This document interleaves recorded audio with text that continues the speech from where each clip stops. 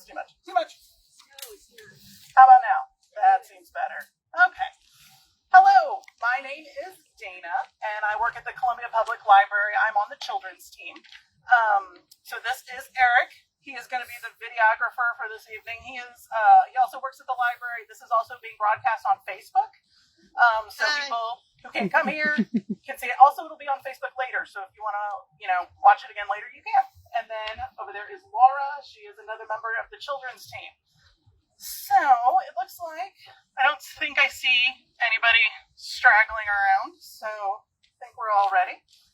Just a little bit about me. My interest in cemeteries is predominantly in mourning ritual and death culture as it has evolved in America. Now, I can speak to a lot of different cultures, but predominantly my interest is in America. I'm not really interested in genealogy, so if you're here for famous Colombians, I'm not really your girl. We will talk about a few. But my main interest is the art. So if you see symbols, or you see shapes of tombstones, or stuff that you have questions about, please do not hesitate to ask me. I like my tours to be very casual.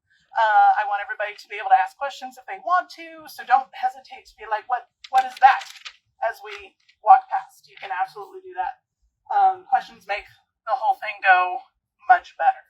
So, as we get started, the Columbia Cemetery is the oldest cemetery in Columbia. It was established in 1820 as a common burial ground, even before the city of Columbia was established. So, the Columbia Cemetery is the oldest continuous business in Columbia. In 2007, it became one of the few cemeteries in Missouri to be listed on the National Historic Registry of Places. It is 34 acres. It started out much smaller, and then over time, people donated land, they bought more land. The total, as of right now, is 34 acres, which most people don't realize. Sometimes people driving down Broadway have no idea it's here. And then once they get in here, it's so much bigger than they thought. So it is a big working cemetery. There are still plots to be purchased here, so it is still a living, working cemetery. Any questions before we get going? It was a great place to watch the eclipse. I'm sure it was. I was interested in the superstitions. Are you going to go into that? I can talk about any superstitions. Do you have one you want to... Because some people are like, I've heard this. Can you talk about the history of that or where that came from?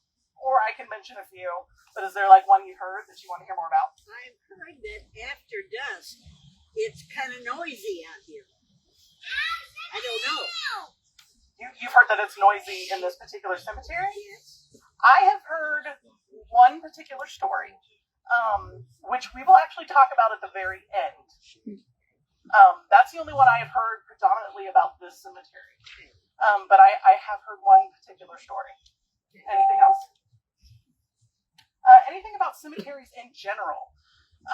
And we're going to talk about kind of the superstitions around death and bodies as we go. But does anyone have a superstition they've heard about cemeteries in general? Yes? Did they ever steal from the graves for medical purposes here? Is that way earlier? Okay, so she asked if there was any body snatching done for medical students in this particular cemetery. Not to my knowledge.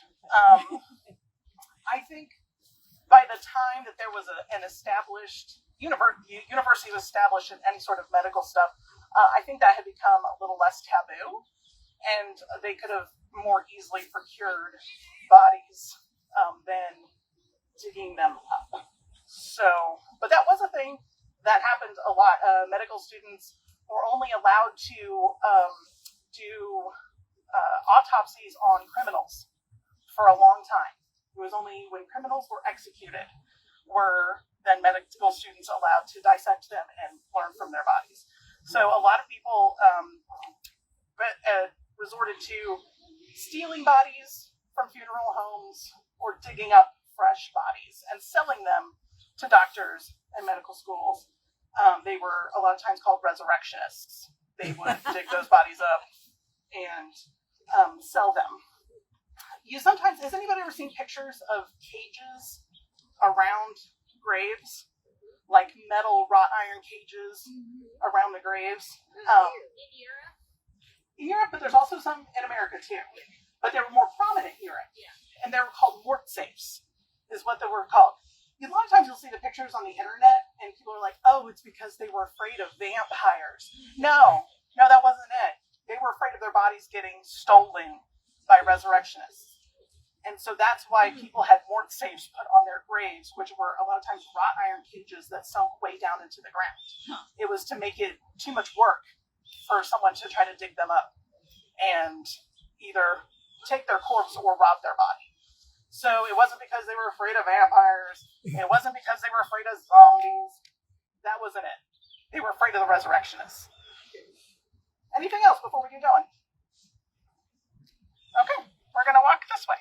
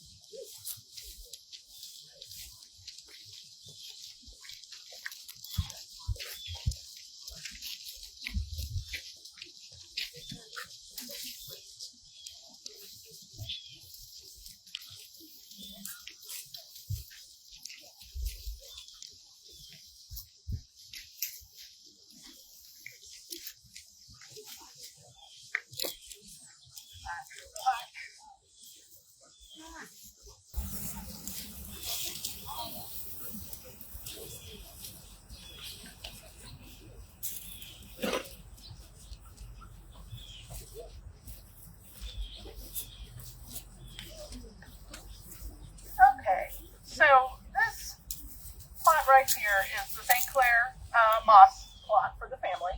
Luella Sinclair Moss served 3 separate terms as president and pushed through so many initiatives of Columbia College that she was dubbed a steam engine in petticoats. At the east end of Sinclair Hall on Columbia College's campus, in the attic, there is a wicker casket. Now, it was reported to be the ceremonial viewing casket of Luella's daughter, Annalie. She died of inflammatory rheumatism in January 1900. Sinclair Hall was then the main hall of the college where students slept, ate, studied, and lived. The casket, for whatever reason, was never removed. It's still there. I have a friend who works for Columbia College. He said, oh no, it's still there. Of her dedication, Luella said, really hot. Of her dedication, she said, it gradually came to me that my one surcease was to try to do for other girls what I could no longer do for the little girl who went away. So that casket is still in Columbia College. Luella and her daughter are buried right here. Any questions? Yeah. Why are the graves different shapes? Why are the graves different shaped? Do you mean the tombstones? Oh, there's lots of reasons that they could be different shapes. One of them probably has to do with the fashion of the time. So as we look, when we go through certain time periods, certain parts of the cemetery are older than others. Some of them are going to be because that was what was cool at the time. That's what everybody wanted to have. Another thing is that the bigger they are, the more expensive they are. And so sometimes it had to do with how much money you were willing to spend. Now for this one that says Sinclair Moss, that's the whole family. And then if you look here, there are little ones, and that's for the individual people. So a lot of times you'll have a big stone that marks your family plot, and then all the individual people get little ones. Does that make sense? Yeah. Cool. Anything else? So do they go that way or this way? That is an excellent question. What do you notice typically about American cemeteries? How are the graves oriented? East to west. And why? Does anyone know why? Because in the end, they're going to sit up and see the rising sun and come alive. In the end, they will sit up and see the rising sun. So their it's heads this by idea the that east to headstone. west, they will face the resurrection. Particularly in American cemeteries, even if they're not Christian cemeteries, it's a thing that just has spread down through American culture. That is the way you orient your graves, is east to west. And so the thing that sometimes is harder to know is whether it's a headstone or a footstone. You know, but without looking at a plaque map, sometimes it's hard to know. But particularly, like I said, in American, definitely Christian cemeteries, the graves are oriented east to west because when the new coming comes, it will be in the east. But it's a much older tradition than that, even. People in Egypt were buried on their sides facing the rising sun because the rising sun in many, many cultures is a symbol of rebirth. And so, yes, in America, it's very firmly rooted in a Christian tradition, but throughout the world, it's everywhere, and it's because of the rising sun. Anything else? Yeah. Why do they call them headstones and footstones? What's the difference? So a headstone is going to be at the head of the body, and the footstone will be at the foot. And sometimes they have both, but not always. It sort of depends on the cemetery, on the person's grave, how much money they wanted to spend, that kind of thing. Anything else before we keep going? Yeah. She only got one date, 1994. They didn't know when she was born. Yeah, it could be that they didn't know her birthday. Sometimes you'll see unfinished stones that they meant to come back and finish, and they just, no one never did. All right, let's keep going.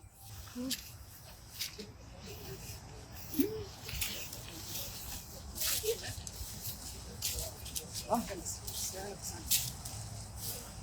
Great, thanks.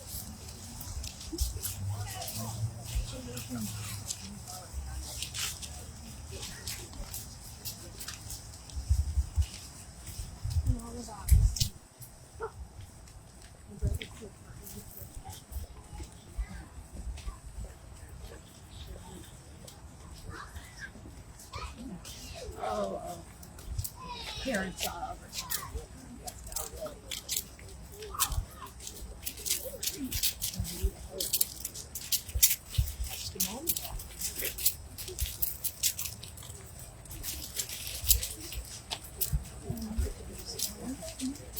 You want to talk about this one? Let's talk about it.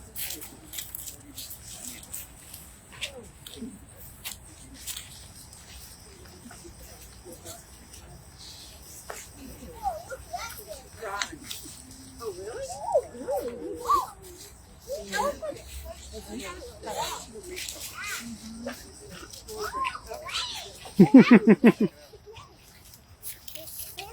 All right, as we were going, people were like, whoa, look at that. I'm like, yeah, we can talk about this one. This one's got lots of good stuff.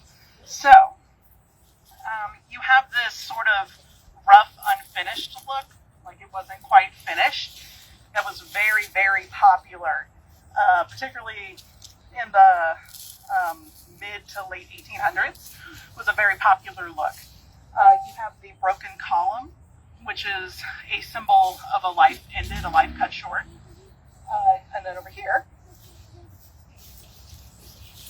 you've got the cut off tree, but it's regrowing. So a symbol of rebirth, of resurrection. And then you have, which is a symbol of the Shriners. So a lot of times on tombstones you can find evidence of fraternal organizations that they were involved in. So there's the Shriners, and then that is a symbol of the York Rite Masons. Any questions? Yes. Yeah. What's the cemetery? The blocks. What are the blocks? Yeah. So these little blocks denote graves for individual people.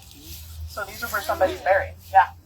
What's the one? What is that mixed with? The one with the plus and the pound. This one? What does that mean? This one?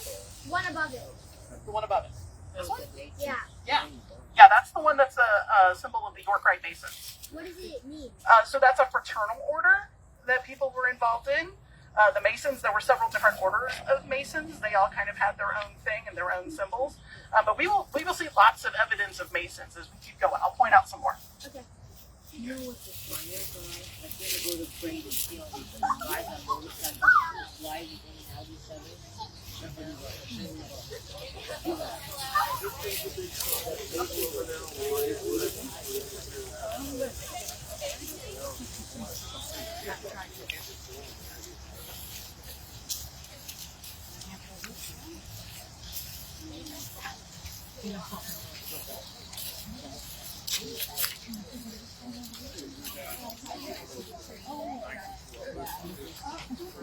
Okay, it's like all the way down.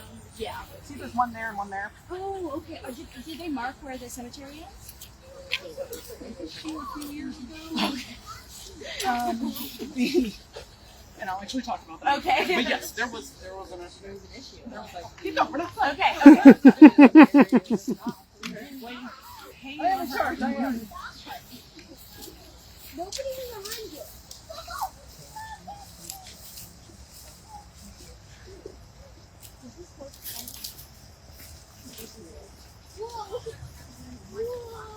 We're going to have a good time.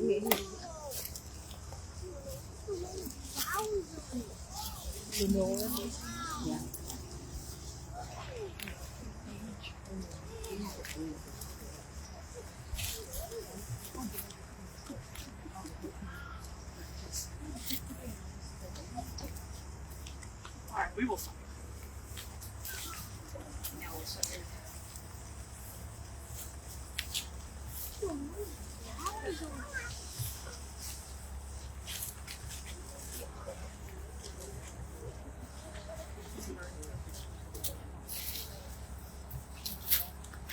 Okay, remember I said how as we went along to different parts of the cemetery, we would see different shapes of stones? Right behind you guys over there is one of the older sections of the cemetery, one of the original sections. And so you notice that those stylistically look very different than some of the stuff we looked at in the beginning. So what a lot of these are, and this one right here, that one over there, those are obelisks. And the United States, particularly in the late 1700s, early 1800s, was sort of obsessed with republics, with some of the ancient civilizations that they wanted to be associated with.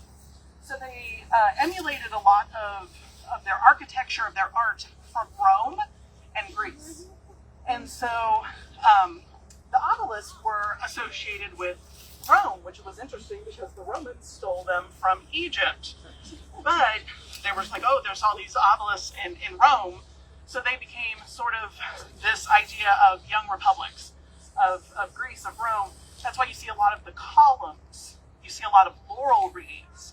All of that is because it has a certain connotation with Roman and Greek culture. And they liked to have all of that sort of symbolism. And so it was very popular, like I said, sort of in the early to really kind of all of the 1800s. It was all over the place. There was also a particular revival in the 1920s of like Neo-Egyptian.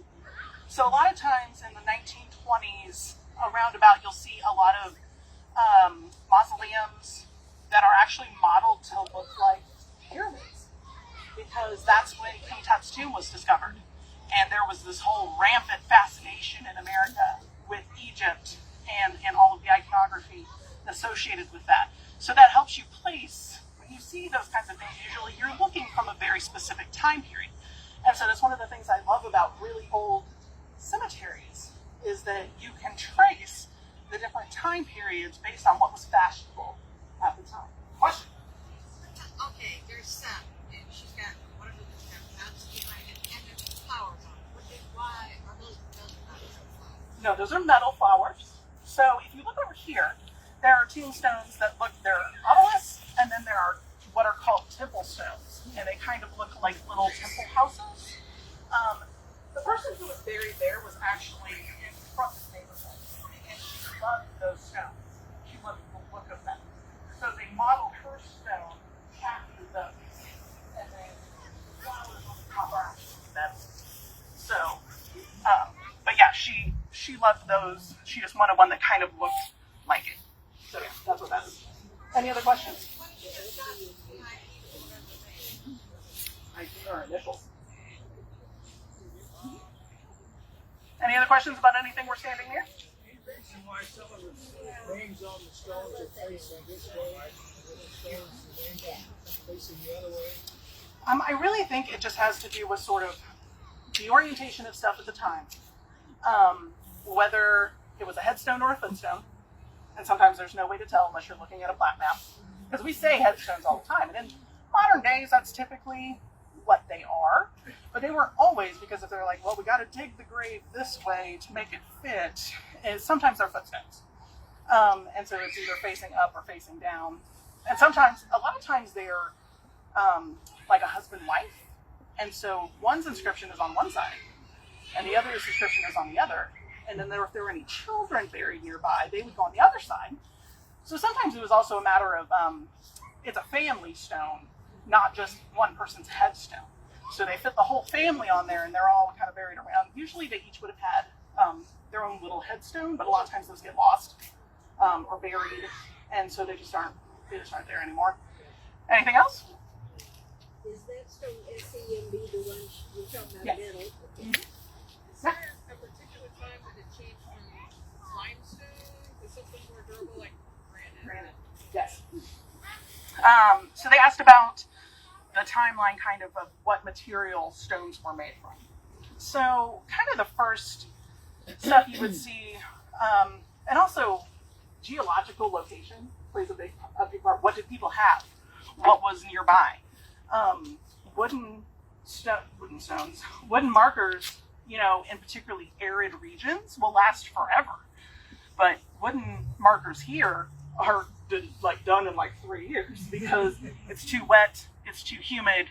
But in very arid regions, wooden markers will last a really long time. What is the kind of wood or what kind of stone is around? What is easily accessible? So what a lot of, particularly in, we'll go with this area, people started with either poured cement because it was easy, anybody could do it. So they would create their own markers. A lot of people still do because it's cheap and it's easy. And so you will still find poured cement stones even today.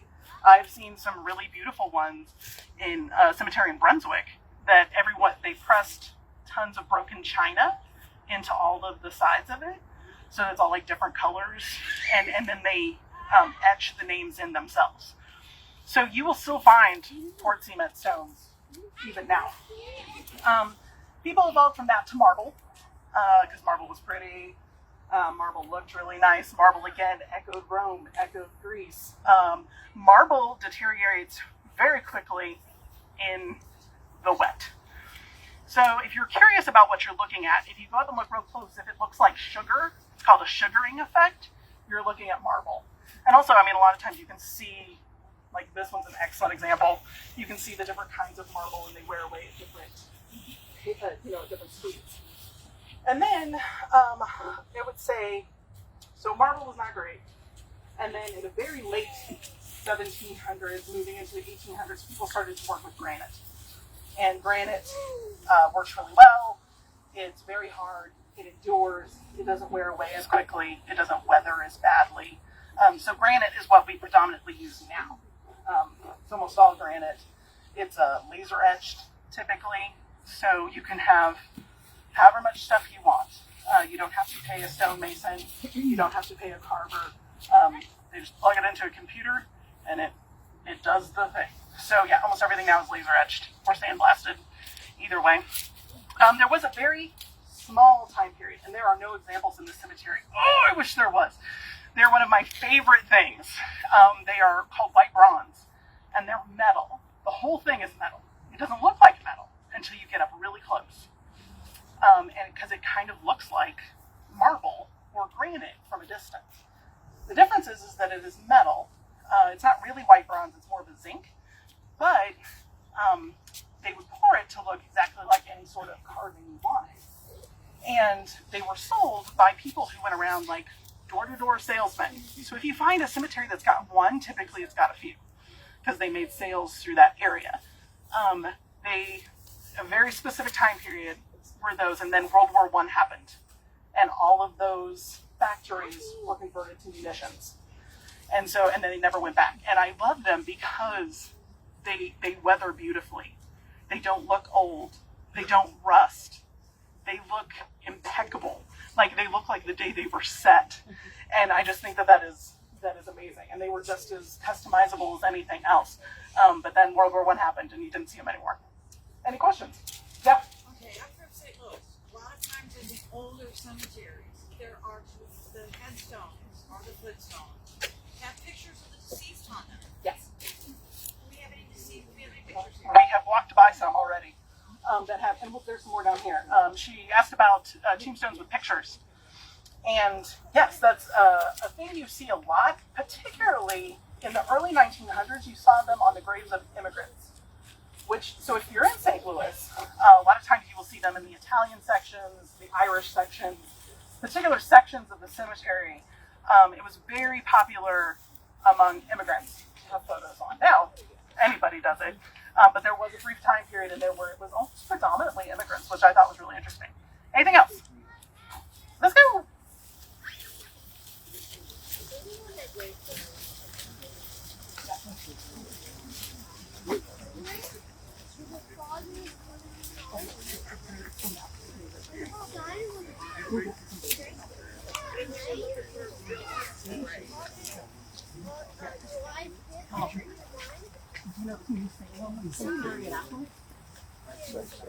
It's right off the highway.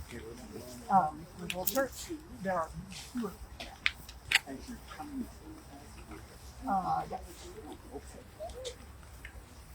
Now we know where he's going tomorrow. He's going there. I can talk about this. Yeah. Yeah, we'll get that. We will talk about it. Oh, no, that's fine. No, that's fine.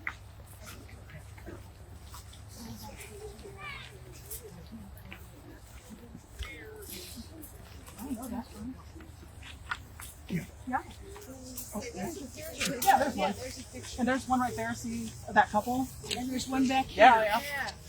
Oh, yeah, Newman's got one.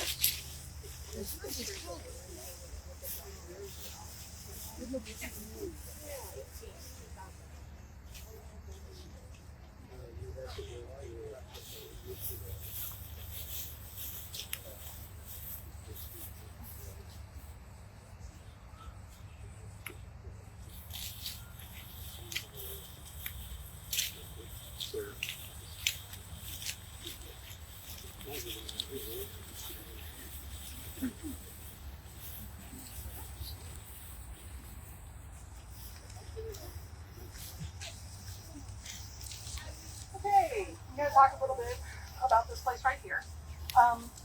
The Victorian, I'll talk about the Victorians last. One, because their cemetery is the most interesting. They had a really romantic relationship with death. A lot of the superstitions that you hear about came from that time period. So, has anybody heard anything about covering mirrors in the house where somebody has died?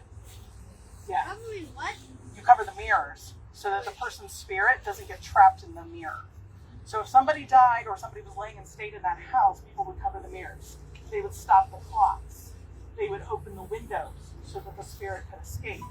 When you carried the body out, you carried it out feet first so that they could look back into the house and tell someone to come with them so no one else in the house would die. Those are all very common superstitions from the Victorian age. They hung black crepe outside their doors so that you would know that that was a house in mourning, and no one would ring the doorbell. You know, you would just enter quietly. You wouldn't, disrupt the family in any way. That's also where a lot of the traditions of wearing mourning clothes were very fashionable at the time.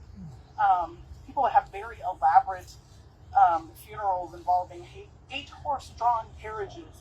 And if you didn't have enough relatives to walk behind the carriage and mourn you properly, your family would pay for some. If the amount of money you spent on a funeral was equal to how much you loved that person. It was pageantry. There was a certain presentation that was expected. And so people, but they also loved, they didn't, because people died at home and they were taken care of at home, they had a very different relationship with death than we do now. They were not quite as creeped out by dead bodies. There wasn't this distance between death and them. And so cemeteries, there was a great rural cemetery movement, which the cemeteries inside cities were getting really crowded. They were very unsanitary. A lot of times there were 3 bodies to a grave. There was like this much topsoil between the top grave and daylight. And then you give any sort of outbreak, any sort of pandemic, and you had all these bodies that nobody knew what to do with. So they started moving the cemeteries out of the cities into the rural areas, so they would have room to spread. And these cemeteries were very often planned from the beginning. You know, all the roads, the fountains, the trees. They were beautiful places because at that time there were no city parks. That was not a thing that existed yet. So they used the cemeteries as their parks. They were beautiful green spaces filled with art and fountains and places they could go to get away from the city.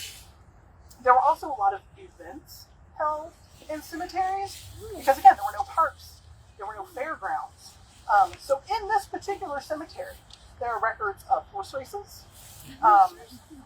People would come picnic on Sunday. It was very common to go to church, bring your picnic lunch, and spend the afternoon in the cemetery because it's beautiful. This place right here was a bandstand. This was a bandstand with a stage that bands would play music all the time because that's the kind of relationship people had with cemeteries and with death. It wasn't a place to be afraid.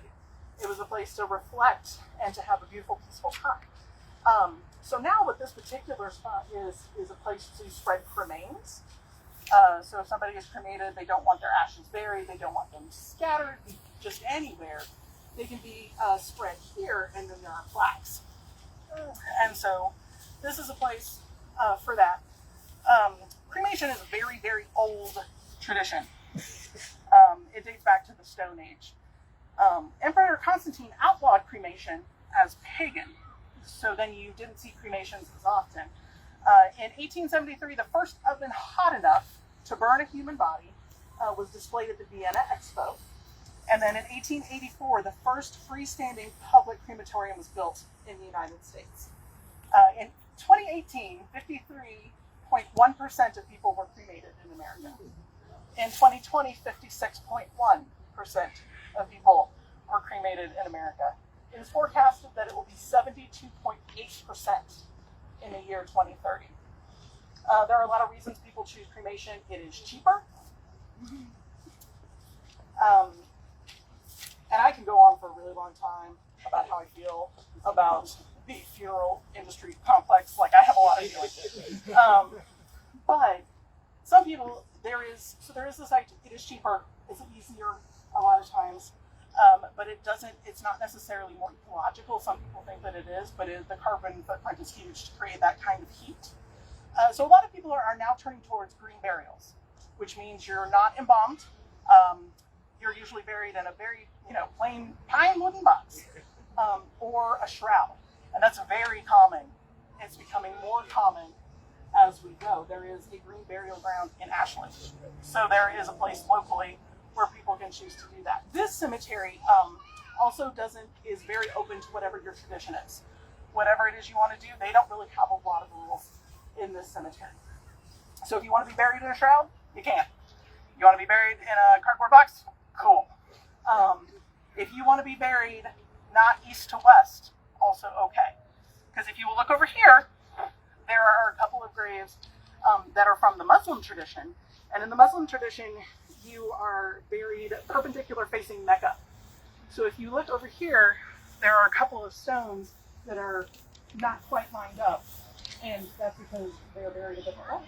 And so the cemetery allows that. Some cemeteries, they don't want anything to ruin the aesthetic of whatever their cemetery is. And so sometimes they have rules, like you have to have a vault, which is the cement box that they sink into the ground before they put the casket in. There are no rules as a state for us to have to do that. Usually each cemetery makes their own rules. And most cemeteries that make that rule is because of aesthetics. They don't want to ruin the landscaping when your casket inevitably collapses. So to keep that all nice and smooth rolling hills, that's why they require vaults. Questions? In Hamlet, there's a scene where grave diggers are digging a grave. Yep. And they encounter a man that they knew 6 or 8 years before, and they're musing about them, and they bury a dignitary in the same spot as the potter or whoever the drunkard was that they dug up. How often has that been done in North America amongst normal places, or not here? Alas, poor Yorick. Yes, okay, so he was referencing Hamlet and how they dig up York, right? They're going to bury somebody else in his plot. It was very common in Europe. It was very common. Shakespeare even put on the epitaph on his grave is, "Cursed be he that moves my bones." Because he knew that he was probably going to get dug up and moved. Luckily, he's famous enough, that's probably never going to happen. But it was very common in Europe. You rented your grave. You rented it for 50, 75, 100 years, however long you could pay for it. And then they would dig you up, and by that point, you're typically bones. They would throw your bones in an ossuary, and they would bury someone else. Now, you asked specifically about America. Not as common, but not unheard of would it be for you to be dug up and someone else buried in a grave. Typically, what they did was they just put somebody on top of you. And so they wouldn't dig you up at all. They just put the new casket on top, which is how they got into overcrowding issues in New England before they started spreading out the cemeteries to rural areas. There is a tradition in New Orleans. They have what are called oven tombs. So you see big mausoleums, and they have oven shaped with the curve, like a brick oven. They have a curved entrance. And what they used to do was you had that slot, that vault, in that mausoleum for 100 years and 1 day. And at the end of that time, they would take the cover down. Again, it is hot and humid in New Orleans. You are nothing but bones by that point. They take a big broom, they shove your bones to the back, where they fall down into the ground, where there's a giant ossuary that's just filled with bones. And then they put somebody else in there. So it is not as common here because there was a lot more room to spread out. But again, not unheard of. Any other questions? No? All right, we're going to keep going with this.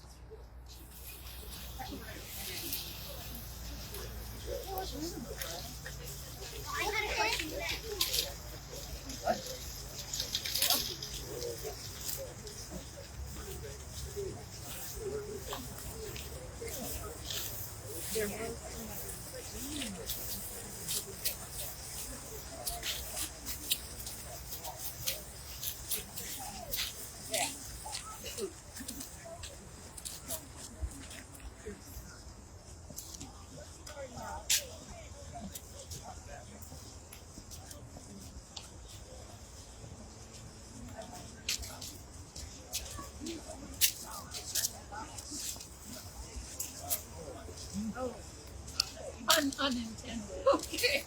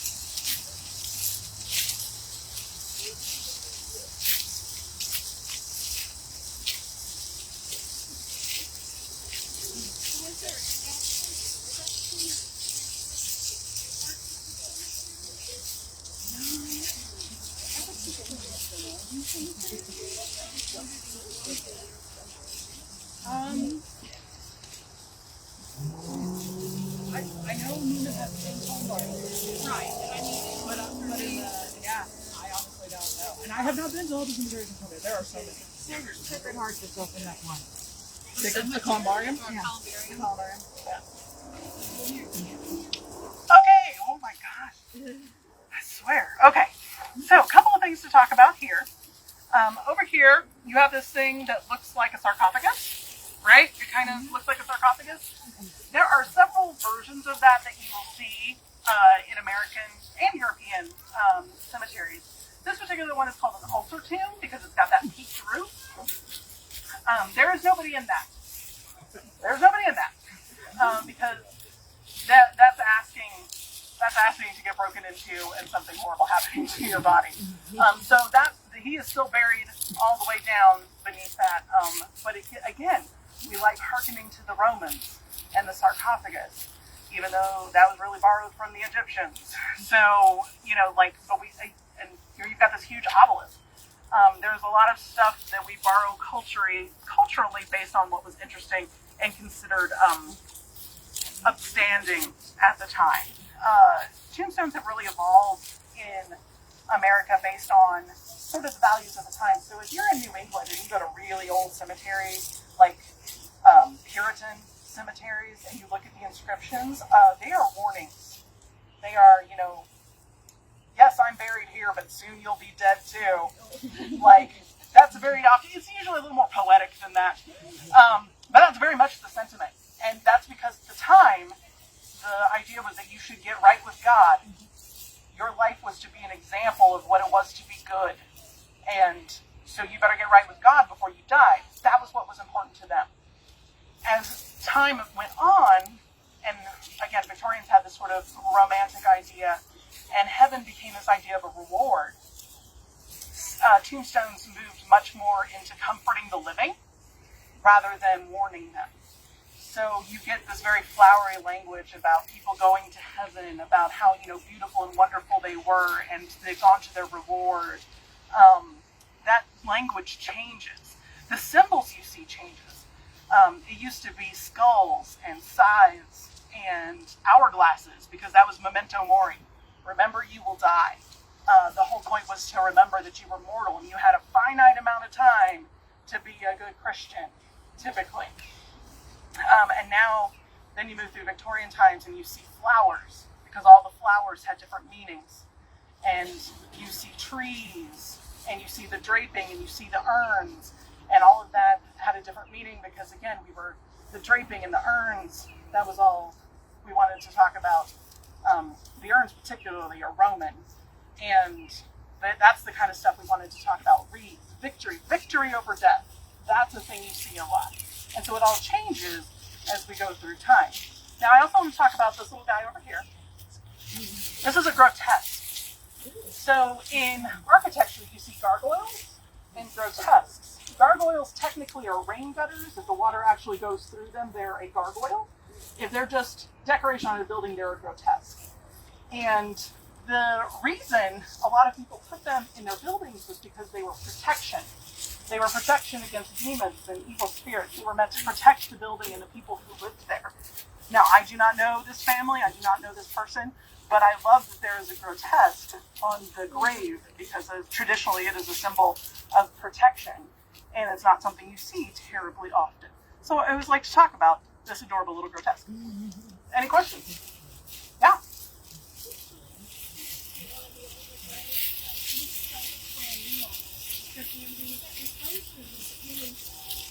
You're trying to help us get it? Mm-hmm. Yes. Because one, granite, and it's good granite, and he was a very rich, well-to-do Colombian, and so he could afford this business. But yeah, it's very good quality. You don't think that's more of a recent replacement? I don't. One, because he was so rich. A lot of times you will see replacement stones because the first one was poor quality or it disappeared or something happened to it. This one I know for sure is not. It's just a really good stone. Someone might decide to use stones. I don't think it is. I think it is. Okay,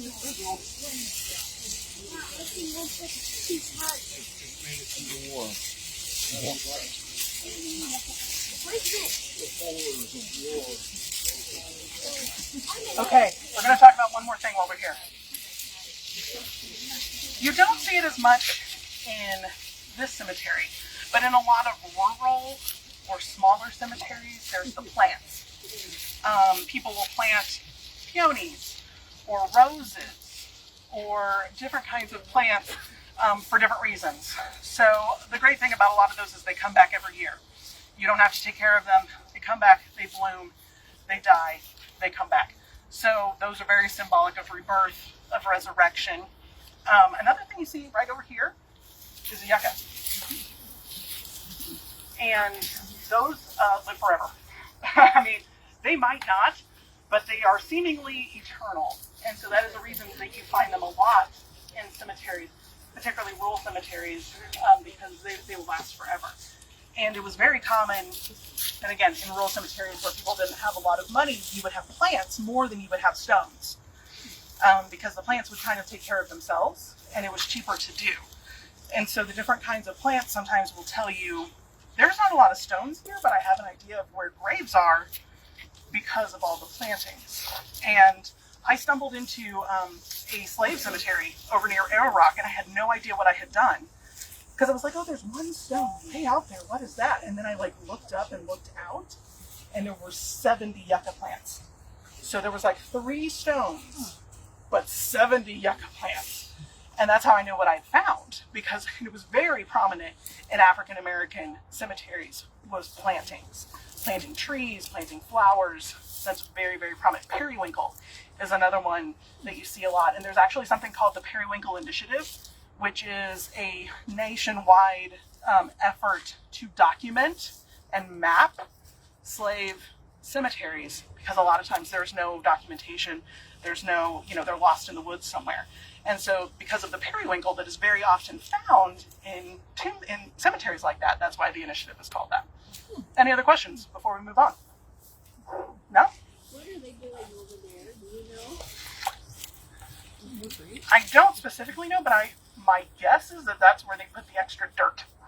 After they dig graves, that's just where the extra dirt goes. That's my guess. That makes sense. Thank you. Uh-huh.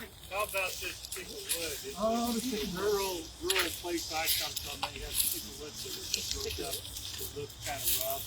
And somebody told me all of those were people that weren't Christians. Is that true? Okay, so he asked about this, what looks like a cut-off log. And he said that where he was from, they said that those were people who were not Christian. No, the ones that looked like a stick that was dead. They were like trees. A stick, or a tree stone. Yeah. A cut-off tree. Yeah, busted off, broken. It's the same idea, yeah. So, and we passed this tree stone, and I wish I would have pointed it out. There's another one we'll look at. Tree stones were very fashionable in the Victorian period because it was all that nature symbols. The cut-off tree is a symbol of a life ended.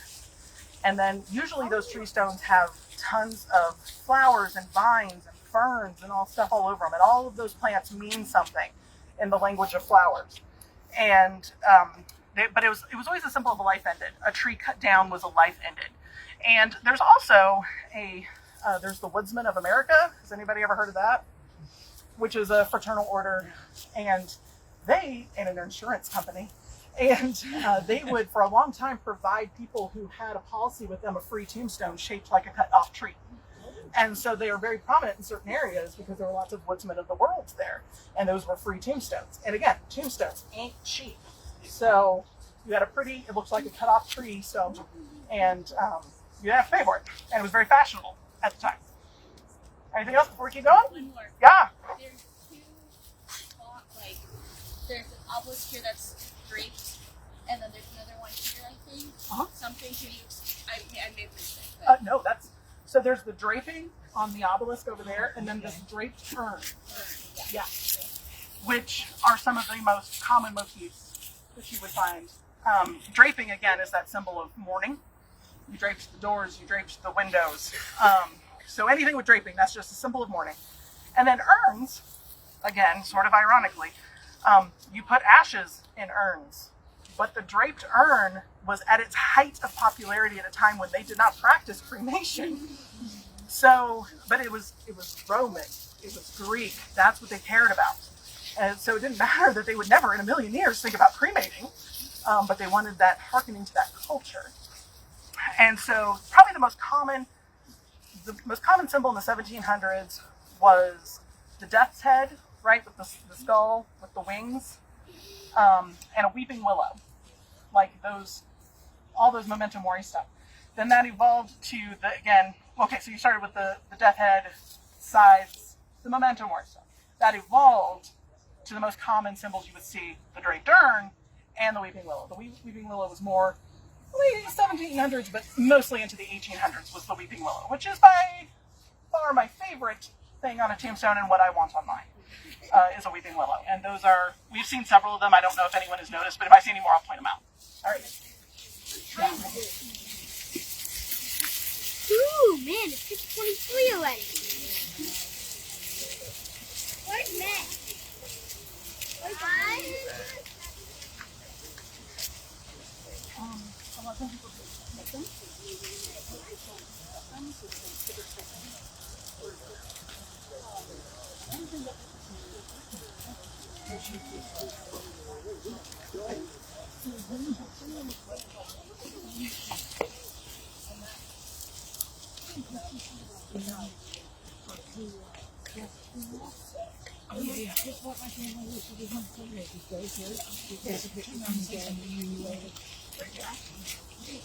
And it was nice. Okay, so this little section right here, these are children.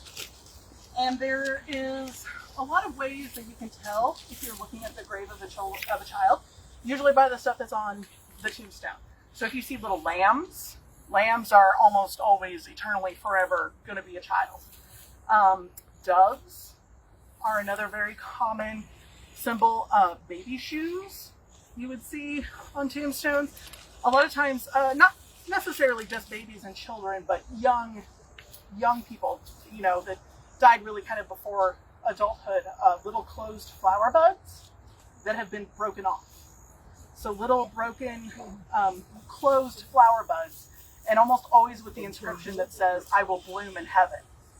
So there's the little closed flower buds. So those are the most common, and a lot of times the reason that you'll see the graves of children together is because those graves were sold at a cheaper price. You can do a half plot versus a whole plot. And so you can offer those plots at a cheaper price because they are smaller. That's why you will see children's sections of cemeteries. Any questions before we move? Nope. Good.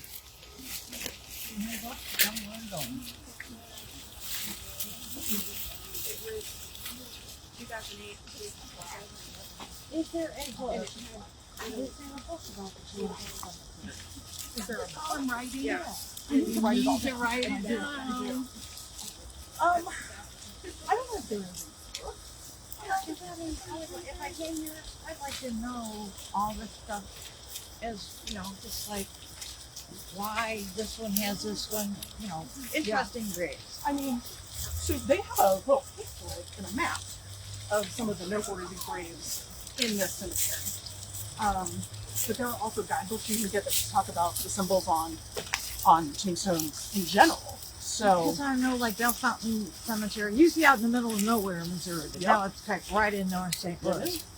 And I know they have a Jewish cemetery over on Olive. Bellefontaine's also enormous. That is, you can't get anybody in there unless they're like laying. What do you think on John Lathrop's big obelisk being downhill with mostly the copper-type stones? Did his family choose that, or did he do that as art?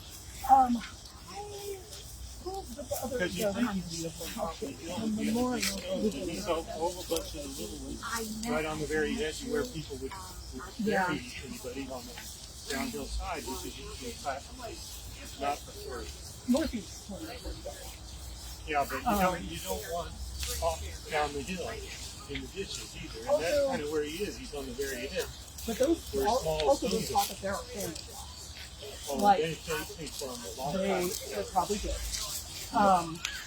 But Lathrop's a big name. He is, and he was very prominent in Columbia. So I don't know if he wanted his stone set out in the distance. You know, who knows what. But I don't think it was anything Pre-planned, you don't think? or negative. You know, like I don't. Or humorous or whatever. But there's also in that same section there's a lot of university people. Like Up that- swallows over there, Yeah, and, that's high. and so I don't know. Maybe it's just they put all that out.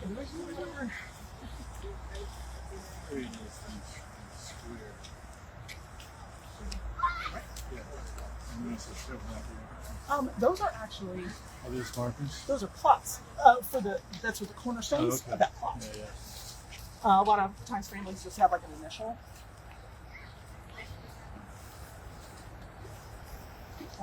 Listen to this.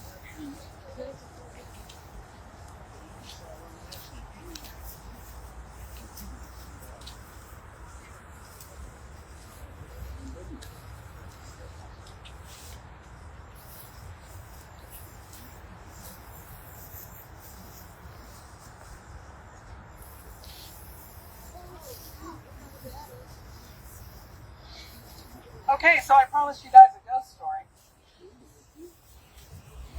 So, John William Blind Boone was an American pianist and composer of ragtime music. He was born in a federal militia camp near Miami, Missouri in 1864 to Rachel Carpenter, who had been owned by descendants of Daniel Boone. His father was a bugler in the 7th Missouri State Militia Cavalry. Doctors removed both his eyes when he was 6 months old in an attempt to cure a brain fever. He grew up in Warrensburg, Missouri, and studied piano at the St. Louis School for the Blind.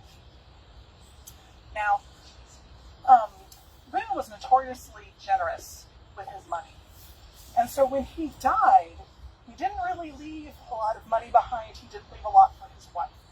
So his wife sold off some of his pianos. And one of them was a chicory piano.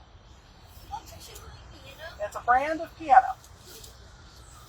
And it went through some people, and then finally it made its way.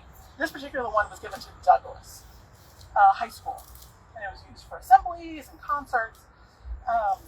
And then, so Mary Paxton Keeley, and it fell into disrepair, and people didn't really use it anymore. But Mary Paxton Keeley was doing an interview about Blind Boone. And she was talking to Naomi Jones, and Jones said, "Oh, nobody played like Boone." The problem was that Naomi Jones was way too young to have ever heard Boone play.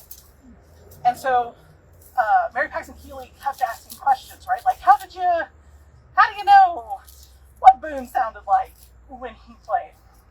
And she's like, well, if you walk by Douglas High School at night, you can hear him playing that piano.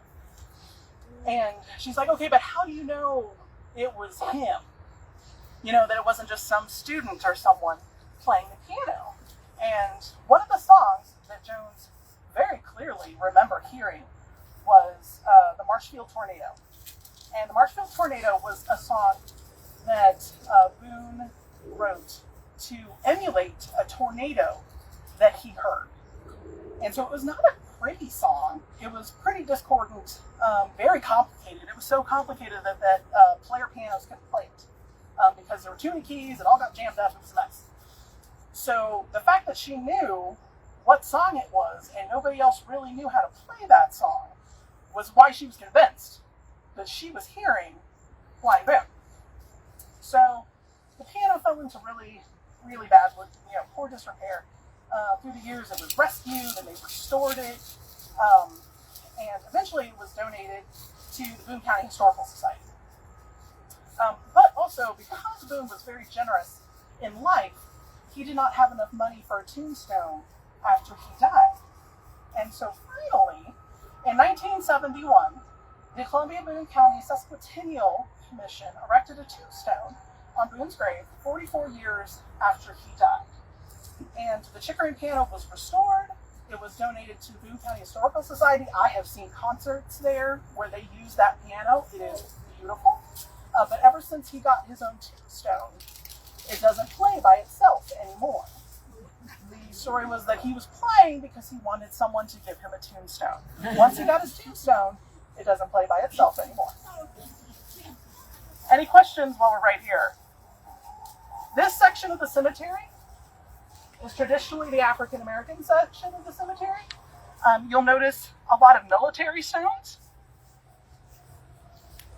Military stones are fairly easy to spot because they have that shield imprint on them.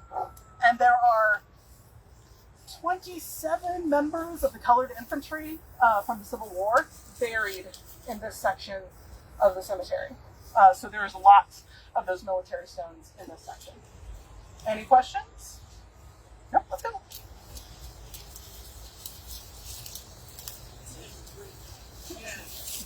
Oh, I'm cold. Oh no, I'm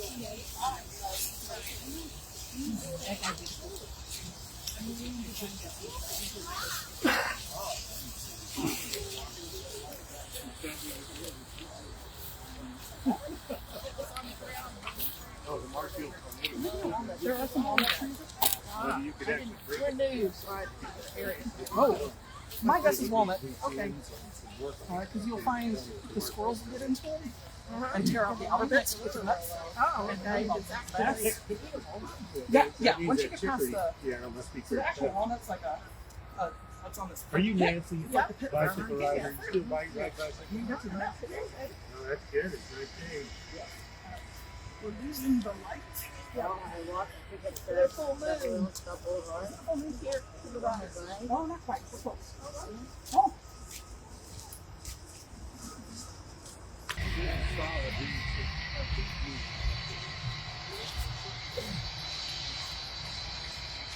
Deer. Oh yeah. No kidding. They're so rare. Especially in the middle of town. Yeah.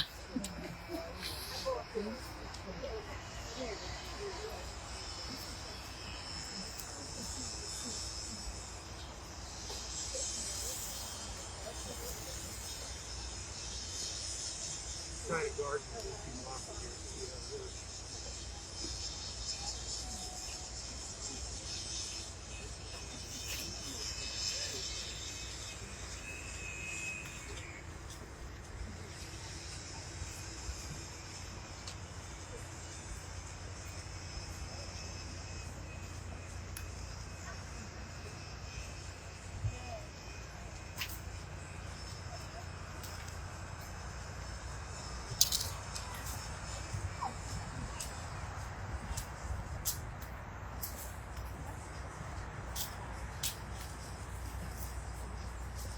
Is that a tomb?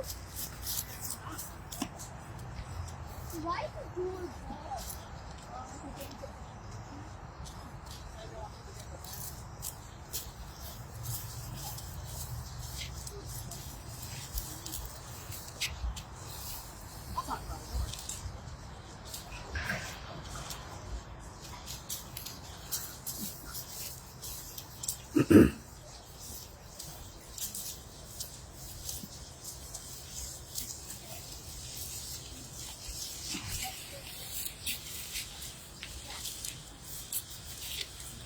Okay, we're all rolling up here. Most cemeteries close at sundown, so we are running out of time.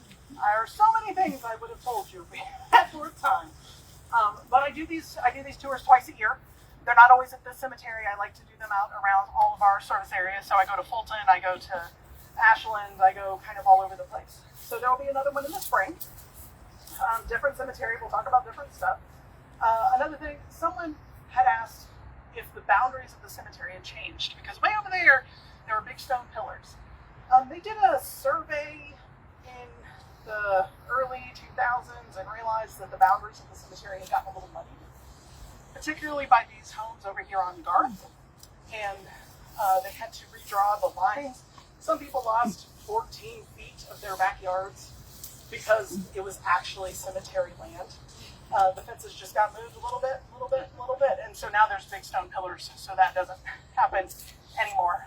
But also, in the course of doing that, the Jewish section of the cemetery is right over here. It used to be its own cemetery, but as the cemetery grew, it kind of grew to there, and the land is only for Jews to be buried there, but it is taken care of by the cemetery as a whole. So it's still got its own boundaries, but it's still part of the cemetery. In the process of redrawing all those lines, they realized that some Gentiles had been buried in the Jewish and, nothing so crazy as dug them up and moved them. They just kind of redrew some lines so that lost land went back to the Jewish section so they didn't lose any plots. But in the course, like I said, in the course of fixing all the lines, they were like, there's some stuff that's gotten real muddy over the last 100 years. So they redrew that. So that was why there's some big stone pillars over on the other side to keep people's backyard fences from inching their way. Okay, so since we are running out of time, I'm going to tell you about this, and then we will head out. So this is a limestone receiving vault, and it was built. Oh my gosh, I didn't write the date. Oh wait, is it? 1877 was when this was built, and it was built specifically for the winter months when the ground was frozen and they couldn't dig graves. They would store bodies here until the ground thawed and they could easily dig some graves. It was also really handy during any sort of pandemic or any sort of outbreak where people died too quickly to get them all in the ground in a timely manner. So that's what this particular building was used for. I have seen the inside. It is now mostly used for storage, like gardening equipment. But what it has essentially what looked like wooden bunk beds, sort of built so that you could stack coffins on top of each other, on their little shelves. And the ceiling of the roof is painted to look like the sky. So this is very innocent, very useful, but it makes me think of Lichen Houses. And so what Lichen Houses were mortuary houses or waiting mortuaries. And what waiting mortuaries were, they were very big in Germany, but there were other countries that built Lichen Houses. And in the late 1700s, there was this idea that they couldn't tell when you were dead because they didn't really know all the ways the human body worked. And so they were like, are they in a coma? Are they dead? How are we supposed to know? What if we accidentally bury somebody who's not, and to everybody's knowledge, it's not like this was a really rampant problem, but just a few philanthropists and a few doctors wrote some pamphlets about it, and suddenly became this very widespread fear. And then that's when people started selling really weird contraptions to, like, there was a string that went down to your casket below the ground, and you could ring the bell, and the night watchman at the cemetery would listen for the bell. Was that a thing that existed? Yes. Was it super well, like a lot of people did it? No. And some people think that that's where the phrase "saved by the bell" comes from. It's not. It's actually from boxing. But there's this idea that, that's where that phrase originated. So there was this sort of fear that was definitely fueled by people who could profit from it. And so they built these Lichen Houses, which were big, beautiful houses where you would lay a body until it began to rot. Because that was the only way you could tell for sure they were dead. But, you couldn't trust anything else until they started to decompose. It's the only way you could be sure that they were dead. So you had these houses built where they would lay the body in state. They were very warm and very humid to speed up the process. And there were people who were the watchmen for these Lichen Houses. People were laid out in state, usually lots of flowers, lots of candles. It was meant to be a place of reflection, a place sort of like church that you could visit. It just smelled horrific. And all of these people, and some of them had strings attached to their fingers and their toes that then would lead to a big organ. And the organ would play music when somebody stood up, moved. And so the watchmen were supposed to go running and try to figure out who wasn't really dead when the organ went off at night. The problem, again, because they didn't really understand how the human body works, and then also the stuff that happens to you when you decompose is all of your muscles and ligaments loosen, and there's swelling as all of the bacteria in your body goes to work. And so, yeah, they moved, but not because they were still alive. And so you've got these terrified night watchmen running around trying to figure out who's not dead, because where's the music coming from? So to my knowledge, and everything that I have read, no one actually woke up in a Lichen house. No one actually was saved from a premature burial by laying in state until they started to decompose. But they were not uncommon. They were quite common, particularly in Germany, but they spread to other parts of Europe. Now, they kind of fell out of favor, and those buildings were repurposed for hospitals or, different things. But I mean, there were some places that still used their Lichen houses until the mid-1800s. So that's a horrifying thing you can think about as you go off into the darkness. Like I said, we are losing our light, so we're going to go. Does anybody have any last-minute questions while we're standing? Yeah. Was anybody saved by the bell? Nope, nobody was saved by the bell. I know. Yeah, somebody did. The one down there? No, that is a Farley mausoleum. And so that is a mausoleum that was built by an Irish immigrant. His last name was Farley. He was a stonemason. He built that himself. He built that for him and his family, just down that way. It's beautiful. It's a beautiful little mausoleum. Any other questions? What's the oldest known grave in that? Where are we?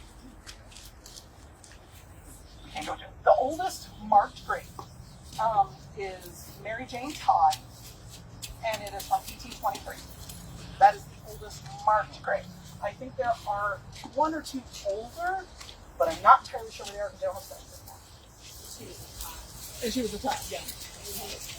Wait, is it over? No, wait! I can show you where it is. We're going to walk past it.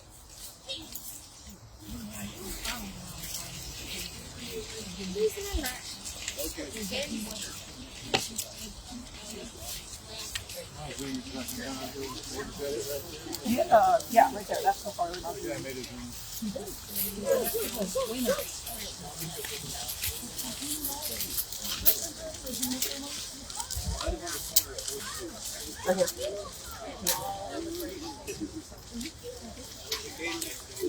Right here is Mary Jane Todd. So the oldest marked grave in the cemetery, 1823. Right there? Yep. The one laying flat. I like those ones.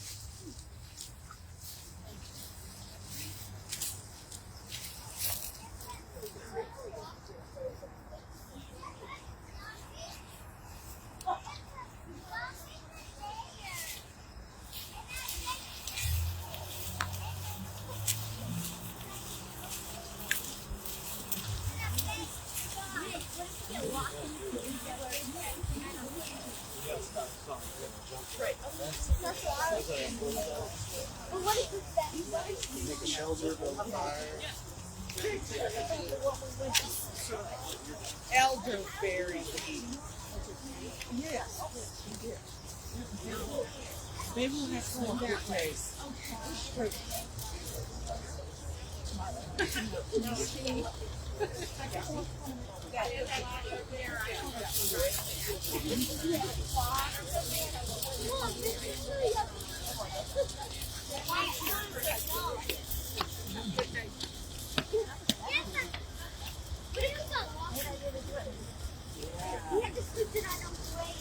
I wouldn't do it. Chances were bought off by zombies. No. And they were slowly closing in. You had to fight your way out. That would make me. I know. I'd be so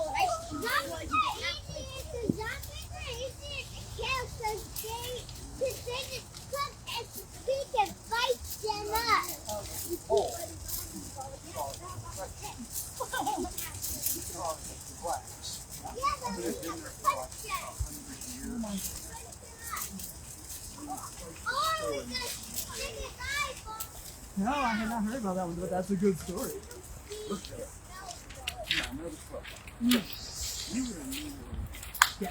There's that. Hey, I did get something here. Okay. Library. They're going for Halloween. Oh. For Halloween. In the tea section. Which I figured I haven't looked at it yet. Right, right. That's the bad.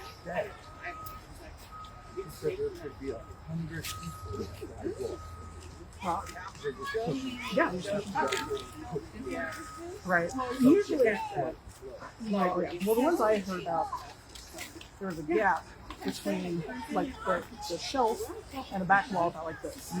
So then when they pushed them to the back, they dropped down into the basement, which was essentially just not. Yeah. Right. They showed us. Yeah. It's before the chip. Cool.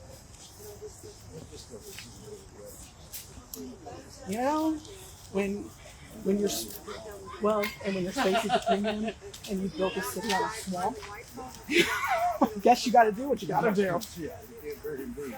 No, that's why there's almost no in-ground burials. Oh, I've seen it because that's in St. Louis #1. They say that they see them every once in a while. Really? Because in the state of Louisiana, it is illegal for federal authorities to open it. Well, that's pretty cool. And when he went broke, and they foreclosed on all of his homes to put his cash in. Interesting. Because that's in St. Louis #1, and I've actually been to that cemetery because that's also where Marie Laveau is there. See that one? Yeah. Right. Yeah. Okay. I got one more story as people go, and I wish I could remember this one. Oh, she had a different name. Yes, she knew. So as we're walking out, somebody asked if the cemetery got noisy. They can't remember. They may have already left. They said they heard of the cemetery that noise. The only story I've heard is Jane Froman is buried over here, as she was a famous singer, a USO performer. And so she is buried right over here. And the stories I have heard is that sometimes at night they will hear someone singing. And they're pretty sure that it is Jane Froman. That's the only after hours noise I've heard about. And when that comes down to it, that's not that bad. So, Blind Boone is playing the piano along. You got a nice. I mean, that's the kind of noisy cemetery you want. So thank you very much for coming on my tour. Be safe on your way home. You lie.